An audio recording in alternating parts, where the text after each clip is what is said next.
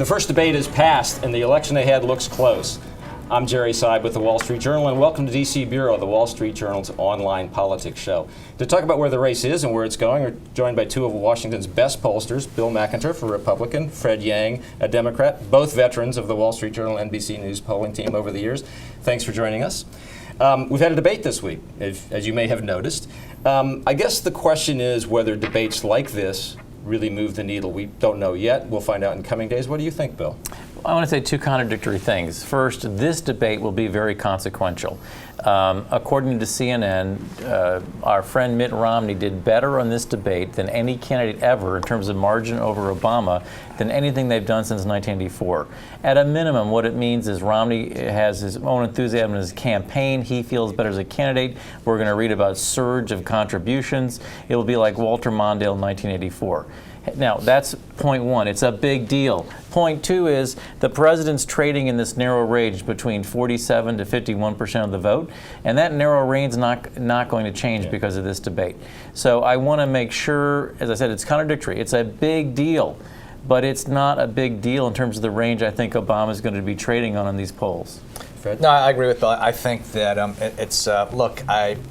and we're in this instant punditry where people have conclusions before things happen. But I think if the situation was reversed and Obama was a big winner, I think we'd be talking now about how Romney was on life support. So I think at the very least in terms of the psychology of the campaign, it's game on. And I do think for a lot of us who follow politics, the general election started after the conventions. I think for a lot of these swing voters, it really was last night. And, look, he did a very good job. And I think, Bill and Jerry, one of the things we'll see from future polling is did he have another chance to make another first impression? And I think a lot of people thought that didn't happen after the primary season was over, and it didn't happen at the convention. But you're also saying doing it now is maybe it's still time enough to do that. I mean, look, all kidding aside, it would have been, from the Republicans' perspective, if this was a Mitt Romney a month ago, 2 months ago, 3 months ago, but you know what, better late than never, and it's not too late, I think. Well, by the way, there's an easy way to keep track, which is viewership. We'll find out how many millions of people watch this, and what will be happening is if this race is going to get closer, the viewership will go up the second debate and up the third debate, and what happens is you can track how much interest there is in the election by one very good variable. Are people saying, "Wow, I need to watch this because I want to make a decision"? That's a good point. I went back and looked at viewership numbers for all the last debates, and it's often the case that the second and third debates actually the viewership ticks up. We all think, oh well, they'll watch the first one, they'll be bored, they won't watch again. That's not really what happens. So I think you have a couple more high-profile, high-pressure moments coming up here. No, and I think again, look, I think the president did fine last night. I think the the overwhelming consensus that Romney won, not just borne out by the Insta polls, but I think Governor Romney did a very good job. I think that, I think from the Democrats' perspective, last night was domestic issues, the economy. Would have been nicer for the president to have defended his record a little bit more. Yeah. Let's step back from this. What you're saying, Bill, I think, is we still have, and we are going to have a close race. That's really what we're talking about. That the idea that this was going to drift away from the Republicans probably got dispelled. But basically, we're back to where we kind of all thought we were, which is a close race that's probably going to be that way to the end. Or am I overstating that? Well, we've been saying in the Wall Street Journal polling we do how much this looks like 2004. And so much of what Obama's numbers looked like, they look like Bush numbers in 04. And guess what? 04 was a 3-point race. And the other thing we need to remember, when I talk about structural lock, and I use words like this, is that President Obama was the first Democrat to get over 50% of the vote since Lyndon Johnson. So saying that, hey, I think that a good day for the president is 49 or 50 in a really close race, well, there's a two-party vote in this country. We all think of Mike Dukakis as a, quote, a big loser. He got 47.5. What happens is, guess what? The two-party vote in this country, one party's around 46 or 7, one's 48 or 49. And if you have two competent candidates running a relatively decent, well-funded campaign, we tend to get back to a 2 or 3 point margin. So, Fred, we're talking about marginal moves in the margins here are going to be highly meaningful. That's where we're at. Yes, and I think beyond the national polling that we do for the Wall Street Journal, it's these swing states, Yeah. the eight battleground states, and in our journal poll, the race was basically tied. I mean, Yeah. in these swing states, and I think I don't know what Bill thinks. I think Ohio clearly is very important to the Romney campaign. If Obama can win it, it's a huge. I mean, where are they going to make up those electoral votes? Of the battleground states, it seems like Ohio is the one with the biggest Obama margin. I'm going to, beyond the national polls and instant polls, I want to see what happens in Ohio the next week or so. Yeah, and Florida seemed to tighten up this week, Right. and the Republicans have to have that. And you're right; it becomes a series of 8 or 9 small races within a big race. Do the national numbers do they mislead us at a time like this in that regard? Yeah, I don't think so, really. Because guess what? You can't, if you look at national numbers, you look at those 9 states. You know why those 9 states are competitive? Because Ohio is a mini America. Yeah, It's 10, 11% African American. It's got Latinos, it's got rural, it's got suburban. Florida is a quote, mini America. So in other words, the states that are in play, in general, some of those huge, big states, it's because their demographics look a lot like the country. And what normally happens is if you're seeing a directional change in a national number in a presidential race, it's that directional change is taking place in those states. Now, I'm not saying there's an axiom, it's a mortal lock that has to happen, but in general, there is a very powerful relationship between directional change at the national level and what's going on in these states. Fred, we spent a lot of time trying to figure out, and we're going to spend even more time now, I suspect, trying to figure out who's still left on the table, who's undecided, who's still persuadable. How would you define that universe? Who do you think those people are? We had a persuadability index in our journal poll, so I think they tend to be a little bit more male. They tend to be younger. They tend to be non-college educated.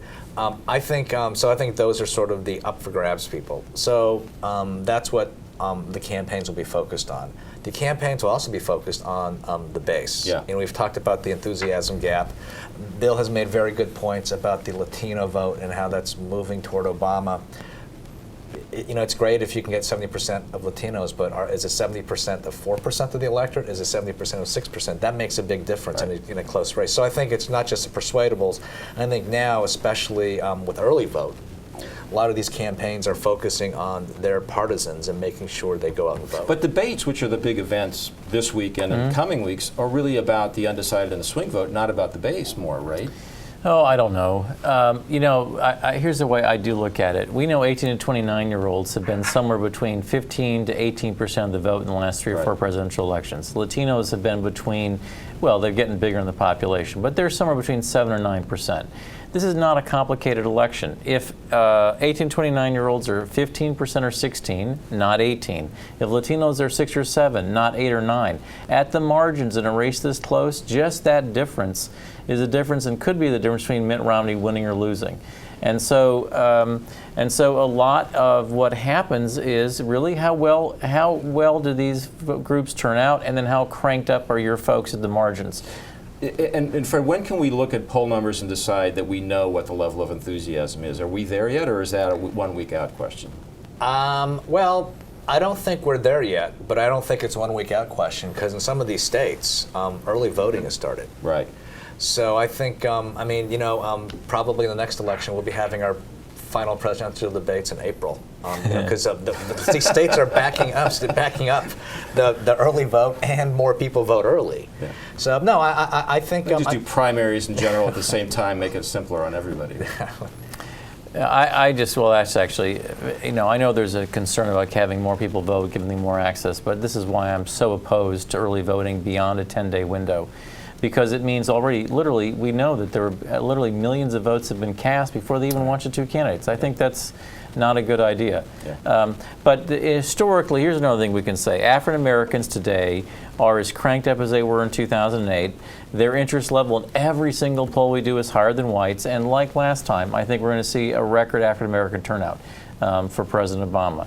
But historically, in a lot of core Democrat coalition groups, like African Americans, other than for Obama, But Latinos and others, these are groups that turn on very late, meaning that I've been doing this for a long time using the same scales, and you think, oh, Republicans have a turnout advantage, and then like there's 8 days left, 6 days left, and all of a sudden the entire Union Democrat turnout machine kicks in. They know exactly who to talk to, and on day-to-day tracking, it's like boom, boom, boom. Yeah. And so the other thing I tell folks is you have to be enormously cautious when you talk about interest, and you're still 30 days away from an election. When you look at some of the groups I'm describing, these are absolutely the groups that if they're going to turn on very late in the campaign. Last question.